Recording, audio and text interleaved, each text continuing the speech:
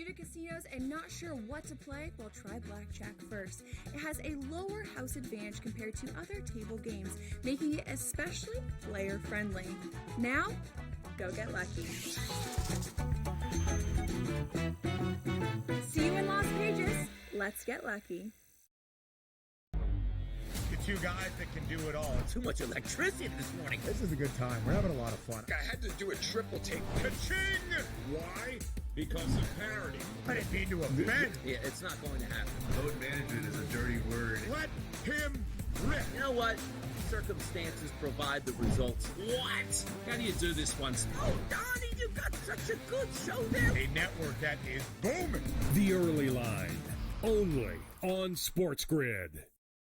Anyone that's been to a sporting event, the atmosphere before a game, I think Game Time Decisions has that same exact atmosphere. This is our arena.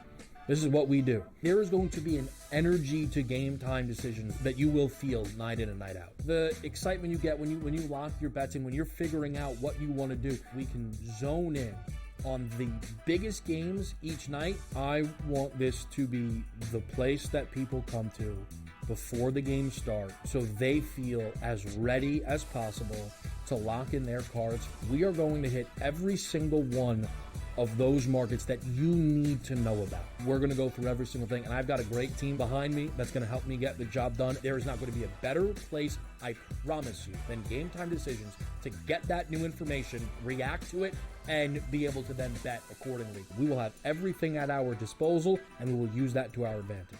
I'm Kevin Walsh. Tune into Game Time Decisions from 6 to 8 p.m. Eastern on SportsGrid.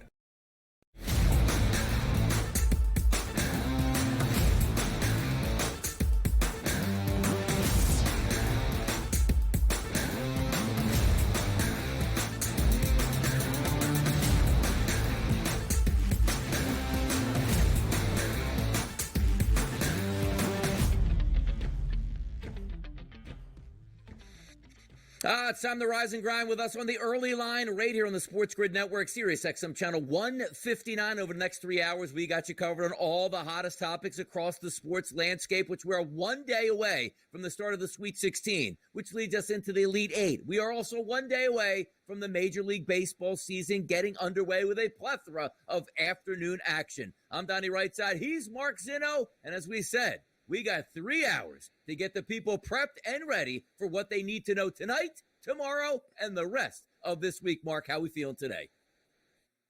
Well, I'm feeling okay. I have officially sold all my stock as a Giants fan. Oh, I'm now a Buffalo Bills fan. I quit. I retired. They have forced me into retirement. I no longer want to be associated with this team. They are a joke of a franchise. They're an unserious ball club. These are unserious decisions, and this is not a franchise that looks like they want to get out of their own way anytime soon. We are going to have a great show based on that premise by Mark Zinno because I lit the fuse yesterday on the New York Giants. We have so much to talk about there, but before we get there, we are going to get to the hottest topics across the sports landscape in the 7 and 7, which does start. Russell Wilson has a new home. It's in New York. It's in the Big Apple. There are now 3 quarterbacks signed to the Giants roster at this point right now, which will be Jameis Winston and also Russell Wilson and Tommy DeVito, and a chance to maybe draft a quarterback at number 3. I don't understand the decision to get Russell Wilson to New York, but here we are with the New York Giants, Mark Zinno. You know, we're going to look back on December 29th, 2024, as one of the more pivotal dates, maybe even in NFL history, but certainly in the history of the Giants. That was the day that the Giants, who are on a franchise record 10-game losing streak, welcomed the Indianapolis Colts into MetLife Stadium and decided that Drew Lock should throw for 309 yards and 4 touchdowns and go beat the Indianapolis Colts 45-33, knocking the Giants out of the number 1 overall draft pick slot and down to 3rd, and ultimately changing the course of the franchise history. Because if they are drafting number 1 right now, there are many different conversations and many different things happening. The Titans will end up with Cam Ward or Shedeur Sanders, whoever it may be. The Giants will end up with what's left over, and they have now 2 quarterbacks who aren't quarterbacks, and they will have their franchise stinking for another year, only to hope next year things go their way in the draft and they find a quarterback there. That's where it all fell apart because Lord knows that Brian Daboll and Joe Schoen had to win that game. They absolutely had to stop that losing streak because, well, you know, we didn't want to go 2-15, 3-14 was really what we were shooting for. And, oh, by the way, gave away the number one overall pick. Yeah, I'm going to detonate them in the next segment, so make sure you guys stay tuned to this. So Mark and I are certainly on the same page there. How about the New England Patriots adding depth to their wide receiver room? 3 years, $69 million with the Patriots. Diggs goes there as a free agent. Now, granted, it's only a guaranteed contract around $26 million, but the thing I get a kick out of is how depleted that wide receiver room is. And number two, nobody wanted to take the money from the New England Patriots. Diggs got a great deal out of him. Yeah, and look, I think this helps a young quarterback in Drake May, right? I mean, finally a reliable guy who can catch the ball, who can be a security blanket for him. I mean, that's all that Diggs has been, throughout the healthier part of his career, was just a volume guy. Just throw the ball in his direction, he'll catch it and get yards, and that should be enough for Drake May to start to help develop this offense. So I like the move for New England. Taking a look in the NBA last night, you're taking a look at some interesting doings here. The Milwaukee Bucks, who we thought could be championship contenders heading into the season, but it only matters if you get to the playoffs healthy, and that might not be the case now. The Bucks, Damian Lillard out indefinitely due to a blood clot in his calf. So it looks like it's going to be all Giannis, for at least in the short term here for the Bucks. I mean, look, the East was always a two-horse race regardless, right? It was Cleveland and Boston, so everybody else was just playing for third. And I don't know if this changes any of that.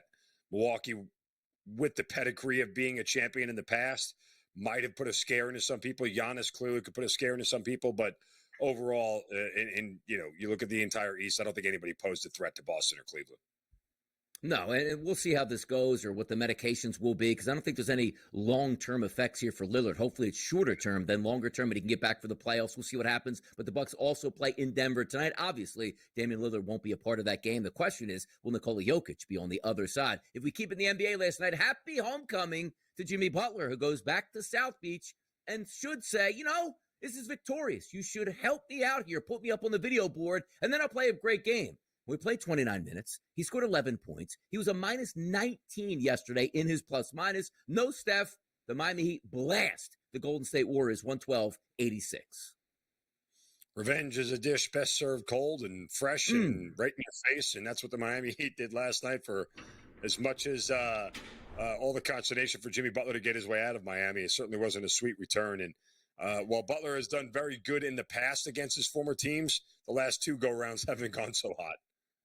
Yeah, the one thing we know about Jimmy Butler, too, the minute he gets to the team, he improves them. But you know as well as I do, in the next year or two, when he gets so angry with this franchise, he'll leave them in scrambling for rambles again. And that's what happens. Jimmy Butler returns back last night. Terrible performance. He didn't have a terrible performance last night, Mark. It was SGA. Goes out to the West Coast for Sacramento. Hammers Sacramento 121-105. Oklahoma City with an easy victory. That's back-to-back games and losses where you had the Celtics come to town and OKC in games you needed for the Kings and got blasted in both of them. But the Thunder, best team in the NBA, keep rolling. Yeah, they do. And you're not even sure why at this point in time. It's not like they can get caught for the number one overall seed. They probably should do a little bit of load management. But for the Kings, who now find themselves in the precarious situation of only being a half game out of the 11th playoff spot, might not be a favorable situation for them as we get closer to the end of the regular season. No, certainly not. Keeping up in the Garden last night, you take a look at the Knicks. How would they respond going up against the Dallas Mavericks, who won a back-to-back without their best player? The Knicks, 128-113 over the Dallas Mavericks. You take a look at the starting lineup here. Did a lot of damage for the Knicks last night. Bridges with 21. OG Anunoby, 35 points. Karl Anthony Towns, 26. And Josh Hart, 16 points. And also included Karl Anthony Towns and Josh Hart, both getting triple doubles in this game. A high-scoring first quarter, 37-35, led to a 15-point win for the New York Knicks at Madison Square Garden. I mean, look, in reality, as much as I'm a Knicks fan, all of this boils down to simply winning a playoff series and then getting eliminated by the Celtics. I mean, that's really what it boils down to. That's the path that they're on. I don't think the Knicks at this point in time have graduated and are good enough to beat the Celtics in a 7-game series, especially when they don't have home court. But, I mean, it would be even more sort of head-scratching if the Knicks, who hold the 3 seed, would end up losing to a very young Pistons team who currently sits in the 6 seed. Yeah, look, the playoffs are a couple weeks away at this point. Let's just call it roughly 10 games or so for each one of these teams. Some are tanking, some are trying to play on, some are trying to look good, make the playoffs. We get it here, but a lot of evident swings are going to come over the next couple weeks, including that barn burner tonight in Philadelphia between the Wizards and the Philadelphia 76ers. I don't know if anybody's going to make a shot the entire night in that one, but if we get back to college basketball, we are awaiting the Sweet 16, which does start tomorrow, Elite Eights this weekend. How about Richard Pitino set to leave New Mexico for Xavier? Upgrading him was at Minnesota, goes to New Mexico, now to Xavier. Solid move for them. Tough scene there for New Mexico getting to the NCAA playoffs or NCAA March Madness, and now losing their coach here, Mark. Well, I mean, it happens always, right? Whichever mid-major team really makes a run, as soon as there's a head coaching vacancy somewhere in a Power 5 school or a big school, they jump right at them. It'll be interesting at least twice a year that Xavier and St. John's will meet up, and it'll be a father versus son, and we should probably tell Rich Pitino right now, hey, you never beat your daddy. So you got a long road ahead of you. Thanksgiving might be a little bit uncomfortable this year. There you go. How about that next year? The Big East, father versus son. By the way, in other news out there, I played Division III football, which, again, not all that glamorous at that point. You're paying your way through school. St. Francis, a Division I team, Mark, that made the NCAA tournament. And how do they celebrate that? They announced we're going to Division III here, down from Division I. Tough scene overall. Any thoughts for the downgrade after getting to the highest moment in the sport? How much money did they get to go down? Because that's the only reason you would go down, not up, is money. Save money. Doge got in there, Mark. Doge got in there and cleaned out the books and said, we can't afford D1. Down to D3 you go. So all those 12 players there, instead of getting paid to go to school, they're paying to go to school. We'll be right back. We're having fun. It's the early line.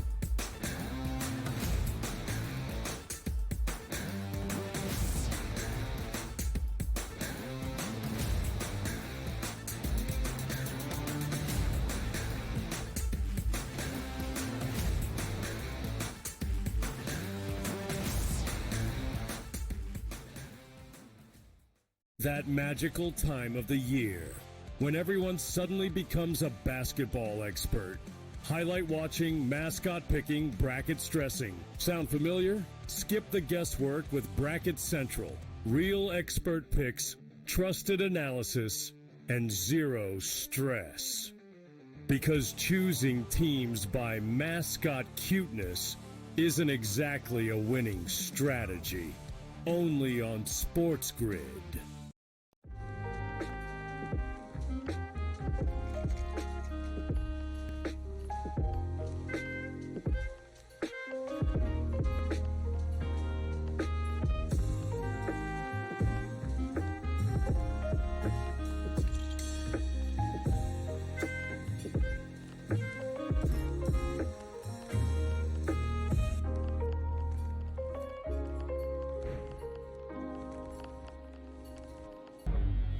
Two guys that can do it all. Too much electricity this morning. This is a good time. We're having a lot of fun. I had to do a triple take. Ka-ching!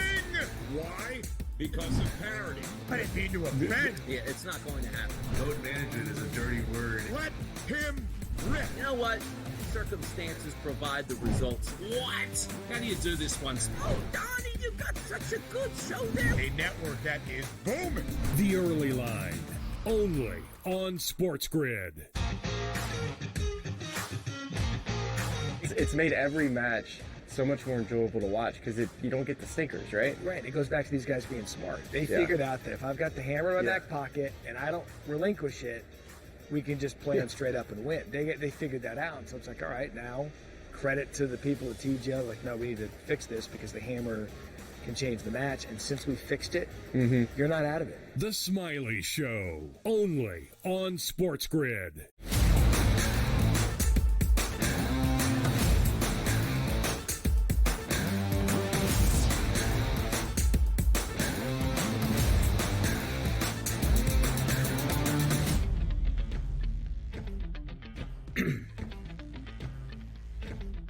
These are the type of stories that keep me involved in this business. As I, travel through my late 40s here, loving Twitter, love X, love social media, sometimes the NFL gives us reasons to actually care. And even for me, truth be told, you guys know me, I'm a Philadelphia Eagles fan. The one thing I can't put up with was incompetence with any franchise that I look to try to talk about, whether it's the Cleveland Browns, whether it's the Las Vegas Raiders, or now the New York Giants. And I like to preface this segment by saying, the Giants' history is one of the best in professional sports, one of the pillars of their community, which is the NFL, which dates all the way back 50, 60, 70, 80, 90, 100 years. The reason I bring this up is the Giants were one of those first franchises that said, for the good of the NFL, we understand we're in New York. We need revenue sharing to make this league as great as it can be. What a sacrifice by the Mara family there. Now we look forward to saying, okay, the 1980s, you picked up a couple Super Bowls there. You know, you move on into the 2000s, you get a couple with Eli Manning. It was always about Lombardis, and it was always about legendary, franchise players, Lawrence Taylor, dating back just to name a few of those guys. But for me, Mark, I saw this move yesterday and said, I don't know anymore what's going on with the New York Giants and the Mara family and the Tisch family and the front office, because what they're doing now makes no sense. For me, looking at a football team, it's what are you doing to start building a foundation that ends with a Super Bowl? The Giants used to be very good at that, which means get your quarterback, build a good defense, have a competent organization with a head coach and a general manager all working in sync. I don't see it anymore. So let's start here with you, because I know you have passionate thoughts on the New York Giants. The Giants signed Russell Wilson. When you saw that tweet come around from Adam Schefter, what did you think immediately when you saw that? Is it a spoof? Is it fake? Did somebody, hack Schefter's Twitter account? Is this real? That was my first thought, because I don't believe, again, when the Giants signed Jameis Winston, this was an unserious move by an unserious franchise. The only thing that would indicate, and I felt like at that point in time by signing Jameis Winston, it tipped their hand that, hey, we're drafting a quarterback.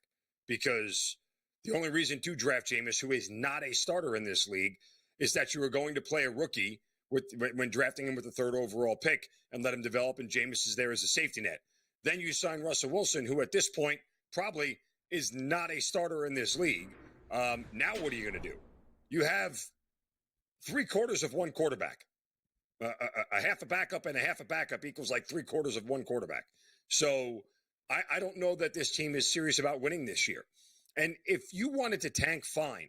There's a guy named Tommy DeVito on the roster. Let him go screw around for 17 games. You didn't need to do any of this stuff.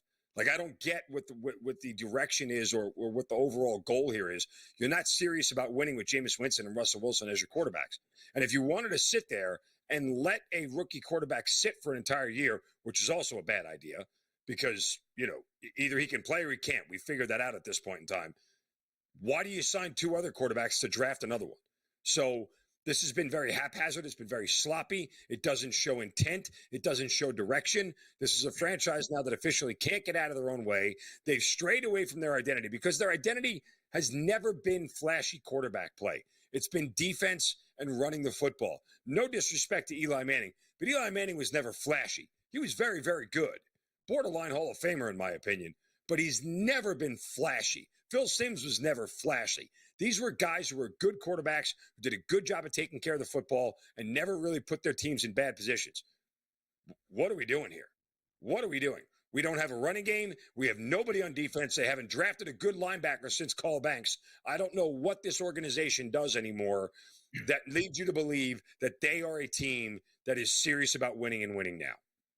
Here's the question I have, too, is because you brought up initially that Indianapolis Colts game, which you're so right about. And when I take a look at different organizations that understand what the scoreboard actually means, and maybe not as big a difference as the Indianapolis Colts and that Giants game. But if you remember just a few short years ago in the COVID years, the Philadelphia Eagles took on the Washington football team, as they were known at the time, on a primetime game where the reason why we bring it up is because it was prime time and the Eagles actively tanked the fourth quarter because they wanted to improve their draft position. Got him Devontae Smith, one of the best wide receivers in football. Had they played hard in that game and won it, would have done them no service here because you're looking to the future of your franchise and nobody else is here. The reason I say coming into the season, Joe Shane should have been fired last offseason. The same thing with Brian Dable, which means you would have brought in a new general manager and a new head coach that have the best interest initially with the franchise and not themselves. Now you take a look at Mara, who's running the franchise, who I think is just absolutely lost in the sauce, allowed that to happen. A general manager and a coach that were looking for the organization's best interest would have tanked that game. He said, well, Donnie, you can't have the players tank. As Mark brought up here, you can. You can have a 3rd and 8 and hand the football to your fullback for a 2-yard gain and punt the football as opposed to a 15-yard out that gets a first down. You can go for it on 4th and 5 at the 30-yard line instead of kicking a field goal and try some trickery play that just didn't work. Oh, we tried our best at this point. So when I look at the Giants, which they would be headed in the right direction with the number 1 overall pick and the choice of every quarterback that they want if they deem seem fit. Let's just say if that was Cam Ward, the quarterback. On your way now, got our quarterback. Let's add some pieces of the puzzle wide out. Let's let him play his rookie year. And the best part about that, Mark, if Cam Ward, let's just say, went to the Giants and played decent football, but the Giants only won 5 games or 4 games, you're drafting again in the top 5, top 6 next year with your franchise quarterback with a chance to build with another block at top 5 or top 6 in the draft with talent. So now you're telling me you're going to get Russell Wilson as your quarterback, Jameis Winston as your backup, spend some money on that, have Tommy DeVito, draft a quarterback number 3 as if it's 1989, and sit him a year while Russell Wilson would have the chance to win 6 to 8 games there and blow up your draft pick for the next year and then not have your quarterback learn on the fly. So then when you think you're trying to win, you put your quarterback in and he's a rookie, and then you spend money, and that season doesn't work out that well. You're burning years up at this point. So for me, you're either trying to build a foundation for the Super Bowl or you're in self-preservation mode, because what's the theory here, Mark, for me, honestly? Is the theory where Joe Shane and Brian Dable will show Mara that they can win 7 games with Russ, and that means they should get another year because that was an improvement on the year before? I can't deal with this, Mark. I can't. No, and neither can I. And I think to your point, I mean, I don't know that Joe Shane and Brian Daboll had the security that they had after the season going into that Indianapolis Colts game, right? Because, again, it was a franchise-long losing streak. I think now, too, the cherry on top is that Shane and Daboll not only have next year, they have at least 2 years to stay in the fold, and that makes things even worse. Yeah, we're going to bring this up next and keep this going because I thought it was interesting. And I, as well as Mark was, I was really surprised that this went down because the piece of the puzzle, getting Jameis Winston and then Russell Wilson, it doesn't make any sense. We'll talk about it next. The Giants are on deck. Come on now.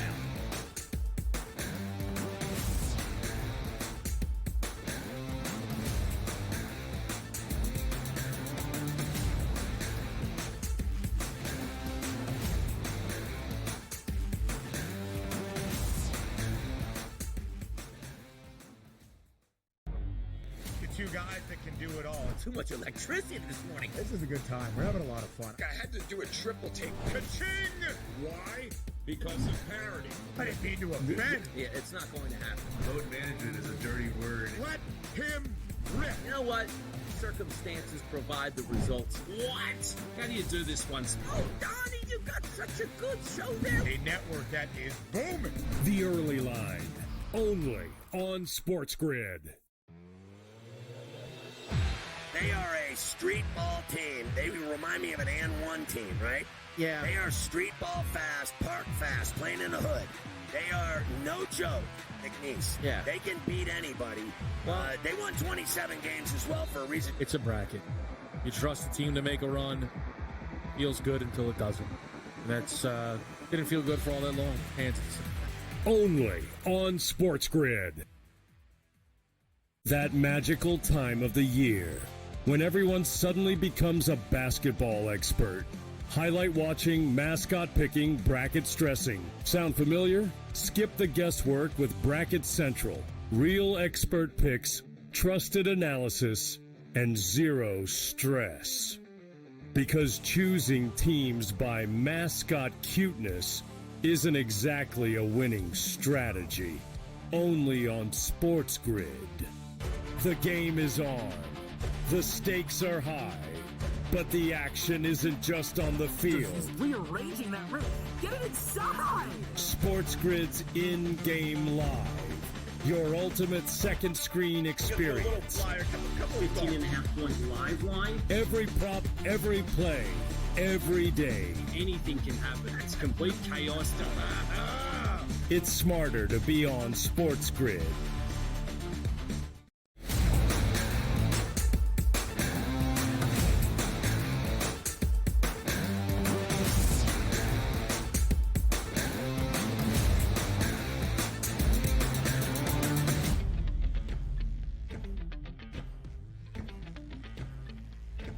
The New York Giants, what are you doing here? It's the early line. It's a Wednesday. We're supposed to be talking college basketball, the NBA, and how it pertains here. And the Giants steal the spotlight, not because of the applause that they should be getting by adding veteran quarterbacks who win a Super Bowl, but the ridicule that they're getting here on the early line. Could it work out? And what do we mean by work out, Mark? Is that 6, 7, 8 wins at this point? For me, looking at the team once again, you signed Jameis Winston. I love the move, Mark, because that meant to me is like, okay, you need a veteran backup in the room just in case something goes down where you can't embarrass yourself or a quarterback that's not ready to play.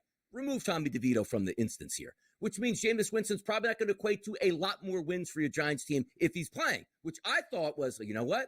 They probably like Shedeur Sanders. They need a veteran in the room. He's really cheap. It's not going to hurt us against the salary cap. Then we'll draft our quarterback. He'll be the starter. If something happens or falters with our rookie quarterback, we'll put Jameis in there so at least the wide receivers get some footballs and we can operate our offense and maybe have a chance to not embarrass ourselves. But the minute Russell Wilson comes on, why did you sign Jameis Winston? And then you still have Tommy DeVito if you're going to add a quarterback. And also, if you don't add a quarterback in the draft that you believe is your future quarterback, what are we actually doing? What's the MO for the Giants this year if they don't draft a quarterback? This is what's so puzzling to me, Mark, when I saw all of this go down. Yeah, again, I don't know that there's a coherent plan here. And that's part of the problem.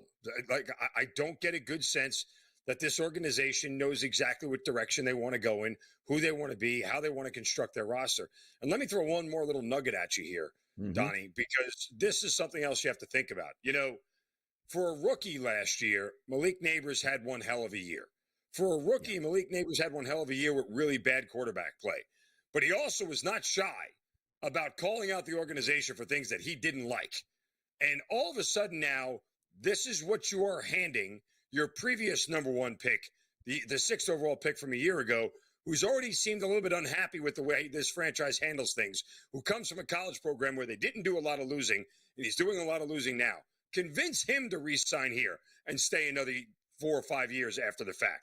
Not only are you endangering your franchise for this year, but if you have another bad year again and Neighbors isn't satisfied, what is the reason he wants to stay here? Because if you're not going to overpay him to stay, now you've essentially killed 2 draft picks in 2 years by making one so disgruntled that he no longer wants to be a part of your franchise. That's what moves like this do. They reverberate throughout the entire locker room. Players wonder, what the hell am I doing here? I have no idea where this franchise is going. We don't win enough games. Why do I want to stay? Somebody trade me and get me the hell out of here. That's what is impending for the Giants. Yeah, you take a look at the Giants, who in the NFC East, right? Washington figures they have their future quarterback. The Philadelphia Eagles, Jalen Hurts, figure they have their future quarterback. And Dak Prescott's still, 30, 31 years old at this point. He's their franchise quarterback. The Giants still trying to find one, which it's not Russell Wilson. And by the way, I liked the move for Russell Wilson last year to the Steelers. I cheered that on. I thought he was a better move than Justin Fields. First couple games looked like he was going to play out, but he went right back to why Denver and Seattle got rid of him at the end of the year. He just can't play. What used to make him fantastic, Mark, was he could make plays out of the pocket with a pass rush that nobody else in the NFL could make. He was shifty in the pocket. He was accurate on the run and could make those plays with his legs. He couldn't do that anymore for Pittsburgh. So I don't know what he's doing with the Giants with a worse offensive line that they're still seemingly rebuilding every single year. So let me ask you this question, Mark, on the New York Giants moving forward. In the draft, do you actually think now they also take a quarterback in the first round, or no, they're punting till next year? I think they're punting. You have to. Again, why? No one drafts rookie quarterbacks to sit anymore, especially not with inside the top 10. Those guys start immediately. You sink everything you have into the quarterback. You hope that he hits, and if he doesn't, you cut bait and you move on and start over as quick as you can. A la the Arizona Cardinals. Josh Rosen, 7 games, can't play. Boom, see ya. Get out of here. We're drafting Kyler Murray. It's that simple. That's how the process goes. You can keep telling me about the Packers and Jordan Love and everything else, and I'm going to tell you that that's not how it works, okay? And even at that, Jordan Love is not an absolute hit at this point in time. He's a good quarterback, but he's not all world. He's not top 5, top 10 in this league right now, and he certainly got overpaid for the money that he got. So don't celebrate them. Celebrate the teams that hit the quarterback and find him. Celebrate the Houston Texans for getting C.J. Stroud. That's how you turn your franchise around. Whatever the Giants are doing, I don't know. At this point in time, would I be upset with Abdul Carter as a Giants fan? No, because he feels like a game-changing player on defense, a la Micah Parsons. But that said, if they draft a quarterback, I mean, just burn it all down at this point because they have no idea what they're doing. No, and again, I don't think they do either. And this comes from, like, I want to be the unbiased man in media here on the SportsGrid Network, where I am an Eagles fan, but I equally punch on everybody. I don't understand. And it's one of those teams where when I was growing up, the Giants and the Eagles were phenomenal theater. No longer at this point. Just what it is. We're going to flip it over to basketball next right here on the early line.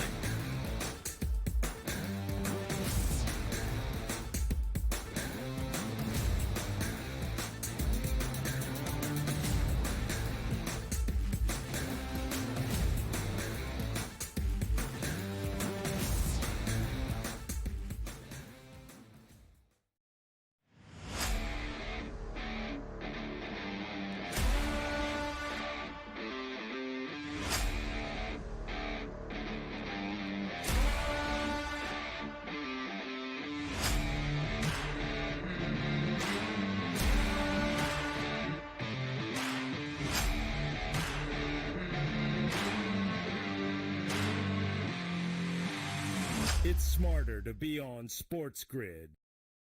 Anyone that's been to a sporting event, the atmosphere before a game, I think Game Time Decisions has that same exact atmosphere. This is our arena.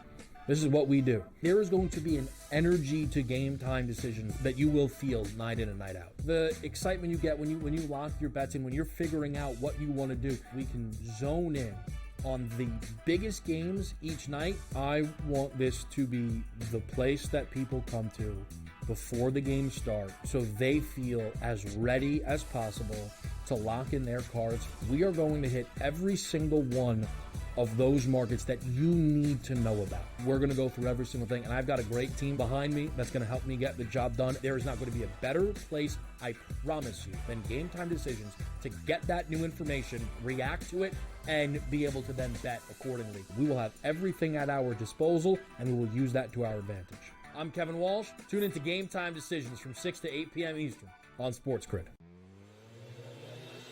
Derek Queen said, as Willard quoted, "Give me the M-effing ball." And deliver, Derek Queen did. The king of College Park. Derek Queen, our first true buzzer beater. I think that Maryland's going to win this game. I just think they're going to find a way to get the ball inside. They're going to cut down Clifford. They're going to contest the three-point line a little bit better. They're going to funnel the ball in. Only on SportsGrid.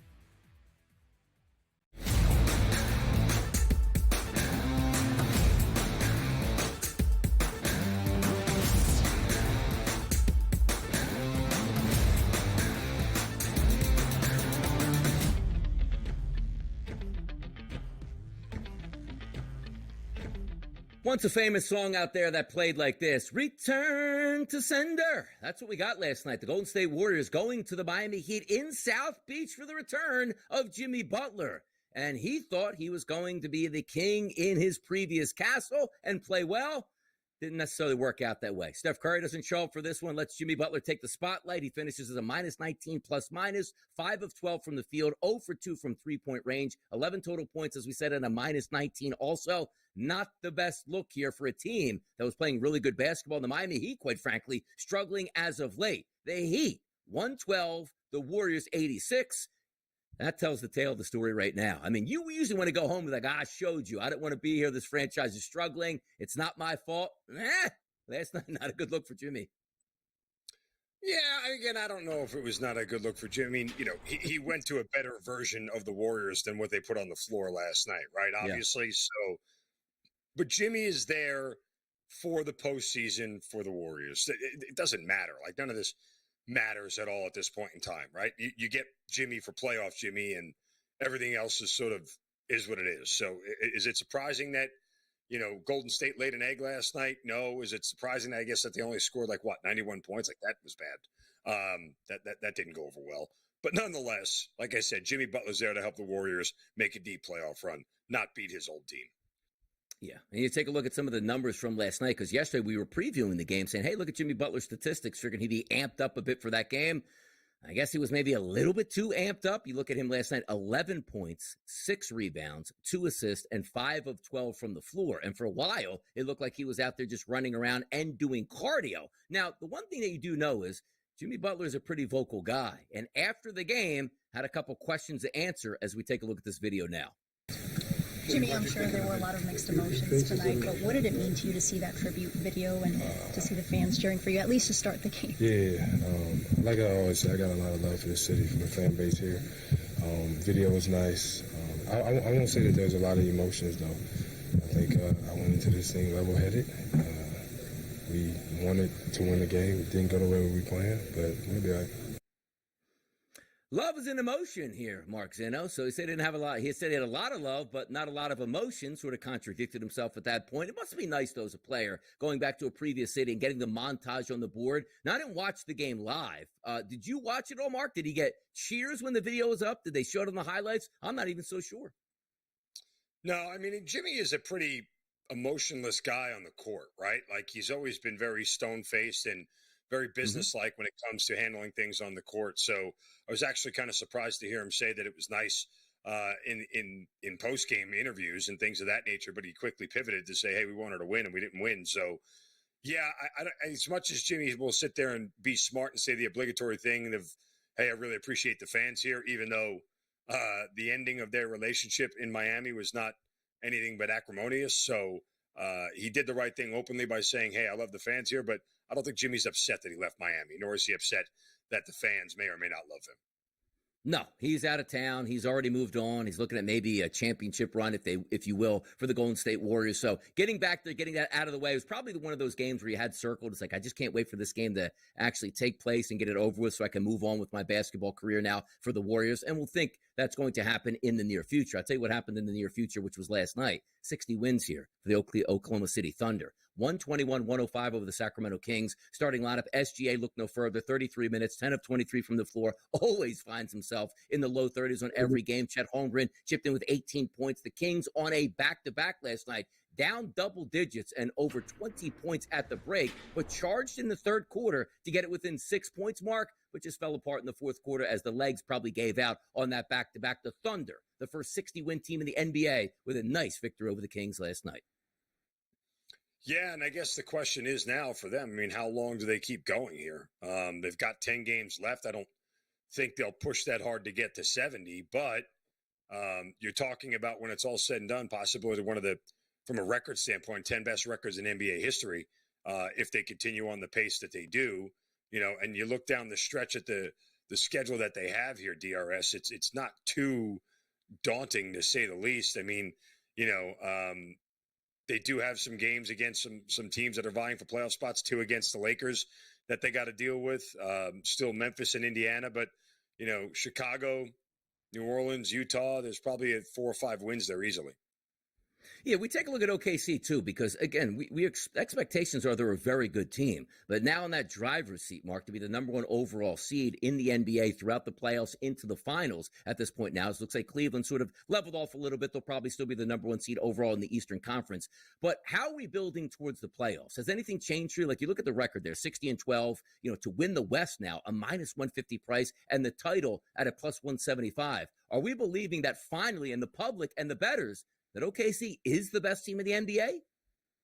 Yeah, I think that there is legitimate reason to believe it, despite the fact that this current version of the Thunder hasn't gotten past the second round of the playoffs, right? So there's still a lot of youth and inexperience here. I think the biggest threat to them right now, honestly, is Denver. And when you look at the standings right now, where Denver is, you know, I've said this repeatedly, that seeding in the Western Conference will matter. The path that you have will matter. Like, Denver, you know, really wants to stay out of that 4 seed if you're them, so you don't see the Thunder until the Western Conference Finals. So if you get the 2 or 3, obviously you'll be on the other side of the bracket. You end up in the 4 or the 5. The winner there goes on to face the Thunder. So I think that's critically important for Denver to stay away from, you know, the 4 or 5 seed in this spot. But, you know, that's the only team I really think I give a chance to kind of give the Thunder a run for their money. Yeah, it'd be fun because, again, until you get to the pinnacle, like, people are always going to have questions. You can have a great regular season, but boy, it really ramps up in the playoffs. You're playing contender after contender, well-rested at that point now, and everybody deserves to belong, specifically when you win a series or 2 in the playoffs. It'll be a fun watch overall, but I do agree with those lines moving now towards OKC. If you have home court advantage and you're a really good basketball team, I'm certainly going to give you the benefit of the doubt. the benefit of the doubt for the Knicks, who now sit at 45-26 on the season. We usually look at them, Mark, and say, well, they don't really perform all that well against the upper echelon teams, but they handle their business typically against teams they are supposed to beat. A 15-point win yesterday in the Garden against the Dallas Mavericks without Anthony Davis. That's a nice win to put in their cap and move forward and try to, move up in the standings, per se, in the Eastern Conference. What's your take on the New York Knicks at this point right now after that victory against Dallas, waiting on Brunson? Well, they're on a collision course with Boston in the Eastern Conference semis, right? It's just a question of whether they play the Pacers or the Bucks or the Pistons in the first round. And that's ultimately what it boils down to here. I mean, I think the Knicks' most favorable matchup, although it's a little bit scary because Detroit might not be smart enough to know that they're not supposed to be this good at this point in time, given where they were last year at this point in time. So that's a very young and talented team. I think the Knicks are good enough to beat them, especially with home court advantage in a 7-game series in the first round. But, obviously their cap is whenever they run into Boston or Cleveland. And whenever that happens, that's when they'll probably end up going home. So they just don't have enough depth and enough talent to be able to compete with those teams. And they've shown that all year long, that it would take something miraculous to be able to pull off a series upset against the Celtics or Cavs. Yeah, take a look at the New York Knicks right now, 45-26. So really in that comfort zone, as you're probably not going to catch the Celtics being around 7 games behind them, and you're probably not going to lose out and lose a spot to the Indiana Pacers, about 3 behind them. The Cleveland Cavaliers still sitting up there, winners of 2 in a row, and quite frankly, a rocky road over the past 10 games. But the Boston Celtics now without Jason Tatum, and who knows for the foreseeable future, he should be healthy and ready to go for the playoffs. We believe that the Cavs probably are going to take that top overall seed here in the Eastern Conference. So it does set up for a fun playoff run where Oklahoma City, to me, 13.5 games better than the second place team right now is the Houston Rockets. Maybe they just wipe it away and get to the finals with ease. But then again, taking a look at the Cavaliers and the Boston Celtics, really up in the air. Pacers, Bucks, Pistons, and then that play-in round, which is the Hawks, Magic, Bulls, and Heat. Good luck, NBA TV, trying to get some ratings up for those first-round knockout games. We'll see if that plays out. But, Mark, we talk about the NBA winding down the regular season, winding down the postseason in college basketball. Up next, let's start on the Sweet 16 right here on the early line.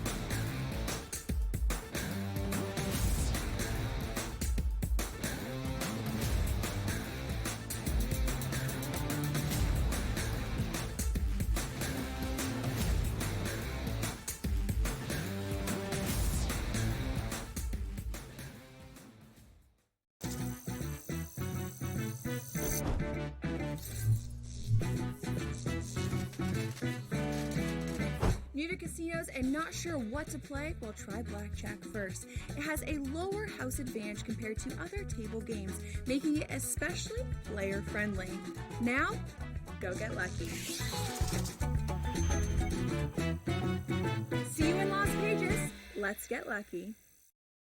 The two guys that can do it all. Too much electricity this morning. This is a good time. We're having a lot of fun. I had to do a triple take. Ka-ching! Why? Because of parity. I didn't mean to offend. Yeah, it's not going to happen. Load management is a dirty word. Let him rip. You know what? Circumstances provide the results. What? How do you do this one? Oh, Donnie, you got such a good show there. A network that is booming. The Early Line, only on SportsGrid.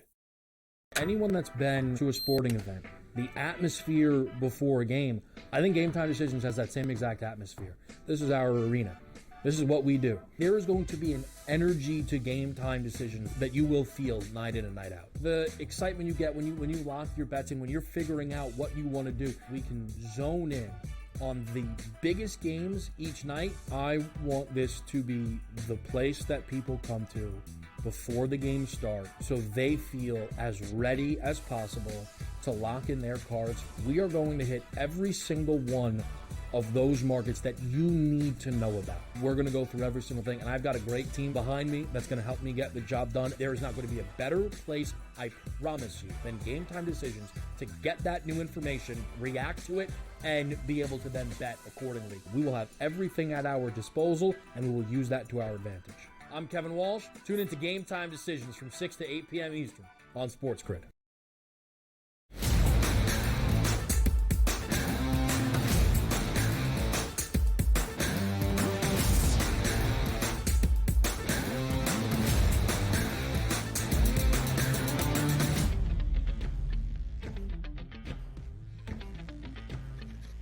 Vibe check on the early line on a Wednesday morning. Why? Tomorrow. Yeah, we're going to get to it. Wait till hour number 2. Major League Baseball going to take center stage. We'll get a preview of the National League. We did the American League yesterday, but the Sweet 16 is on my mind for Wednesday today, the preview for Thursday and Friday's games here. So I want to do a vibe check with you, Mark Zinno. How are we feeling about the Sweet 16 into the Elite 8? We feeling good? We have it handicapped correctly? Are we waiting to the last minute? Did we fire away already? We have fired away. I don't know that Kentucky is going to beat Tennessee 3 times in the same season. Tennessee should have revenge on their minds. I think that part I feel pretty good about. But I'll go out and even further on a limb here. Arizona is going to upset Duke. Arizona is going to beat Duke. Uh-oh. Now, I mean, the one question I have asked myself is this year's Duke team the same as last year's UConn team where odds makers can't put a line high enough that they can't cover? Feels a little bit like that after the first 2 rounds. But again, we have yet to see how Duke faces up against regular high-level competition multiple times in a row because the ACC didn't provide that. Arizona has the size, they have the length, they have the athleticism inside, and moreover, they have the backcourt advantage. Caleb Love is absolutely a player that can take over a game and change the course of a game by himself because he's that dominant of a player. So I love Arizona in this spot here. I think inside they match up well with Cooper Flagg. They're very defensive-minded. They play with a ton of pace. I think if you've watched this Arizona team play as much as I have this year, there is a very good chance that they could upset this team outright. I like them plus the points. I'll sprinkle some on the money line, but I think Arizona pulls off the big upset, and Duke is the first 1 seed to fall. We'll take a look at some of those games here individual, but let me ask you a question on this as well. We see the regions that are set up here. One of them is going to be in Newark, New Jersey. That's the Prudential Center, normal basketball hockey arena. Go down to Atlanta, same exact thing. They're not playing in Mercedes-Benz Stadium down there. They're playing in the Hawk Arena. Then you take a look on the West Coast, the Chase Center, which is where the Golden State Warriors play. It's an NBA arena at that point. Then we get the Indianapolis, Mark, which we're playing at Lucas Oil Stadium, which means we're playing in one of those giant domed football fields. So before we get to Kentucky, Tennessee, and get inside some of the numbers here, does that give you a little bit of pause for that game? Or let's just say the Sweet 16 and the Elite game being played there? Remember, and I pointed this out, that a lot of the first and second round games are typically at college arena type facilities. They are at smaller venues where, you can hear the noise, you can feel the crowd, the sight lines are different. When you get to these bigger open venues, everything changes. Even when you get inside the NBA arenas, it's just a different feel and a different look. And so, unders have been the flavor in this tournament. It wouldn't shock me to see more of them here as teams may struggle, particularly on Thursday and Friday. Maybe the second game around where they've had a game on that court already, they feel a little bit more comfortable with it. But in the Sweet 16 and Elite 8, or the Sweet 16 rounds on Thursday and Friday, rather, you may see some teams that typically shoot well not shoot well. Another one I look at specifically is BYU and Alabama. You talk about the venue, but not only that, BYU plays their home games in Provo, Utah, where they shoot the lights out. They played their first and second round games in Denver, also at altitude. Did they have an advantage, a body advantage, from being at altitude those first 2 games against their opponents, now coming back down to sea level in dirty Jersey over at the Prudential Center? Does things start to look different for them from a shooting perspective and just a overall stamina perspective? I think that's something that you can evaluate. Yeah, no, it's a good point you bring up, too, because if you take a look at styles make fights, right? We get into the Kentucky and Tennessee game, which, again, as we stated, will be at Lucas Oil Stadium. That opening number, -4.5 towards Tennessee at the FanDuel Sportsbook here in New Jersey, still sits here today, as well as the other outlets also reporting at -4.5. The total, 145.5. That's been bet down to 144.5, and we'll see over the next couple of days if that does change. Keep in mind, this is a 7:39 start here on Friday night. If we look at the advantages that each one of these teams have, the one thing we do know is, theoretically, Tennessee is a very good defense. You take a look at Ken Palm's numbers, 3rd overall in efficiency in college basketball. Kentucky lagging a little bit, but still in the top 50. Both of these offenses are actually very good. We usually point towards Kentucky because it looks like a much more fluid offense as you play there, more offensive players, and their calling card isn't defense overall. But both of these teams, Mark, love the three-point shot. You take a look at making them, they're both decent at it. Volume-wise, they like to shoot it. Defensively, their footprint, Mark, they'll let you shoot it. So for me, I look at that 145.5 already down to 144.5 and say to myself, We're playing in a huge basketball arena. And also keep in mind, it changes for me too, Mark. Sweet 16, you play in that gym one time, you say, okay, now we're used to the shooting lines. We won. We'll be more comfortable in game number 2. That first half of the first game, a little bit leery for me. Maybe an auto bet to the under there in the first half of that game. Yeah, I already fired on an under in Ole Miss and Michigan State in the first half for some of those same reasons that you talked about. But I also want to point out when it comes to Tennessee and Kentucky, you do some comparative line analysis here. Obviously, as I mentioned earlier, Kentucky won both regular season matchups. The first matchup that they played was in Knoxville, and Tennessee was a 9.5-point favorite in that game. They lost outright by 5. The second game in Lexington, Kentucky was a 3.5-point home dog. Now, again, you get a 4.5-point line in favor of Tennessee. So, we're jumping around a little bit. And again, that last matchup between those two teams was all the way back in the beginning of February. It's been almost, 2 months since they've last played. So I think they're different teams at this point in time. But in both of these matchups here, the thing that really let Tennessee down was the fact that Kentucky shot 50% in both of those games, and Tennessee's defense was not really great. And that's part of the problem. I mean, Tennessee's defense has to really be able to keep Kentucky at bay. And it's one of those things where I look at it, if they can't do it early, they can't do it late. I would look at Tennessee to try to get out in front and take a first half lead here. Maybe a Tennessee first half -2.5 or a -2. If you get a very favorable number like that where all they got to do is lead by a bucket. If they're not leading at halftime, I don't like Tennessee's ability to all of a sudden in the second half play clamp down defense and stop Kentucky from scoring. Yeah, you want to see those games, right, where it's like, oh, no, like Kentucky struggled to score in the first half, meaning for them like 22 points. You had that 29-22 lead at the half where you impose your will in the second half. You don't have to play to the tempo or the liking of the Kentucky Wildcats. That's certainly going to be really important. The second game we'll talk about in Indianapolis as well is the nightcap there on Friday night. That's going to be Purdue and Houston. Just to set the table for that one, that opening number here at the FanDuel Sportsbook here was -7.5. Today, still sits at 7.5, but other books have moved to 8 and 8.5 as a favorite towards the Houston Cougars. That total 131.5 is actually a little bit higher at 132.5. Purdue Houston on deck next, right here on the early line.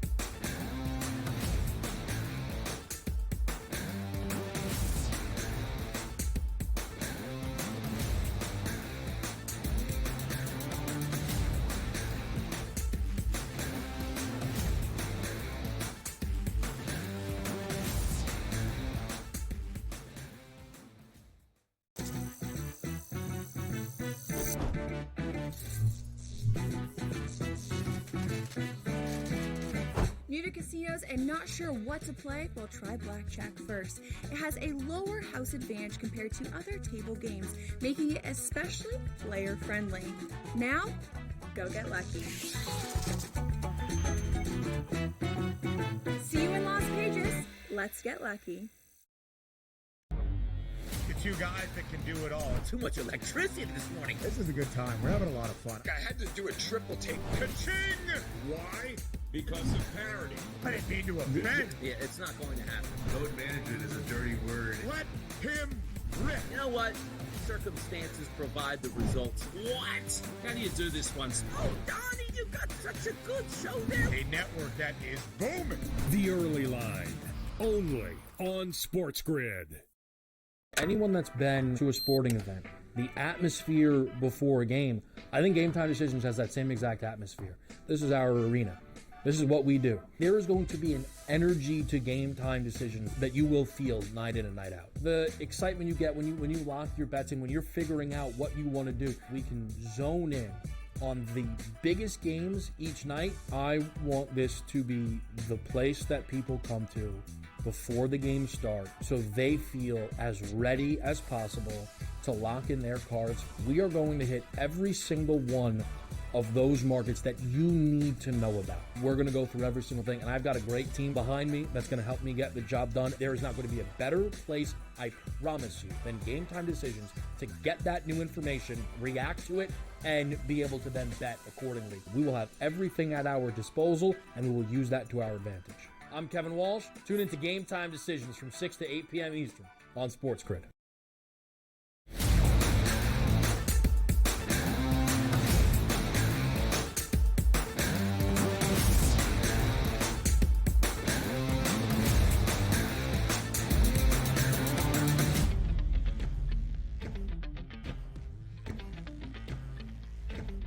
Come on now. Some people got Giants on their mind, and yeah, technically we do here. Betting the Giants, fading the Giants, taking the Giants, finding value in the Giants. We'll see in that upcoming season here for 2025 what the Giants have in store, but we'll know what some other Giants on the basketball court have in store for this Friday night. Purdue and Houston, as I just set the table, as high as 8.5, but the FanDuel Sportsbook still listed at 7.5 at the minus 120 price right now on the live number. 132.5 is the total in this game. Same arena, same volume, Houston's calling card, defense, just like Tennessee. How about this, Mark? This same air, right? Two of the best defensive teams in the country are like, wait a second. It's going to be a little bit harder to shoot against us, and we already play great defense. Talk to me about Purdue-Houston here. Yeah, again, I this matchup I think is really hard to handicap from the standpoint of I think Purdue has a chance to actually win this game, but they have to play a perfect game, and you need Houston to play a less than perfect game when it comes down to it. I mean, Purdue's offense is centered around making a bunch of three-pointers and getting up and down and, just kind of trying to take advantage of the fact that they can shoot better than most teams in the country. 17th in effective field goal percentage, 9th in three-point shooting. Doing that against this Houston defense is really, really tough because they're very good, and I don't know that they're going to win inside. Right? Because that's where Houston really can dominate. They have the size and ability inside. When you talk about offensive rebounds and rebounding in general, it does feel a little bit like, hey, if Purdue can't, stay within 4 or 5 early, that they won't late. I don't know, again, against this Houston team, I love the idea of somebody crawling back into it because you need something out of the ordinary to happen. Houston to go on a 5 or 6 minute scoring drought. And it's because they play in such a half-court set. I don't really see that happening. But again, Houston makes a ton of threes themselves. They're number one in three-point shooting. So Purdue would need to play a perfect game. It may be Houston or pass for me in this one. Yeah, the interesting part, too, against McNeese State there, Mark, is Purdue not really known for turning the basketball over. Turned it over close to 20 times in that game and were able to escape because it's McNeese. You do that against Houston, you're going to get pulverized in that game. Fun matchups here, defensive calling cards in Indianapolis in a bigger arena. We'll see how that plays out. Let's keep it moving down the list at this point right now. Michigan and Auburn. I'd like to say buyer beware. Has Auburn looked sensational so far in the tournament? Not necessarily, but still winning games and doing so comfortably here. Loses of 3 of their past 4 games before we entered into March Madness. But look at this. Michigan, like a bat out of hell in the Big Ten championships here at the end of the season, they were able to win their conference tournament. 7.5 was the opening number at the FanDuel Sportsbook, up to 9.5 right now. So Auburn's going to have to win by 10-plus points with Michigan. For me, just looking from a public perspective, I would think the public would be jumping all over that 9.5 right now. What are your thoughts here on Michigan and Auburn coming into this one? The Ponzi scheme that is the Michigan Wolverines basketball team needs to end. I've had enough of this. I really have. They shouldn't have beaten Maryland in the Big Ten semifinals. They needed Wisconsin to shoot 22% from the field to beat them in the Big Ten final. And then, let's investigate what happened against Texas A&M, who was up 60-50 with 13 minutes left, and then somehow got outscored 41-19 over the final 13 minutes of that game for Michigan to run away with it. I don't know what happened to the Aggies in that game. What I do know is that I don't think Michigan wins this game. Now, can they stay within that number? Somehow Michigan always seems to play close games. Always.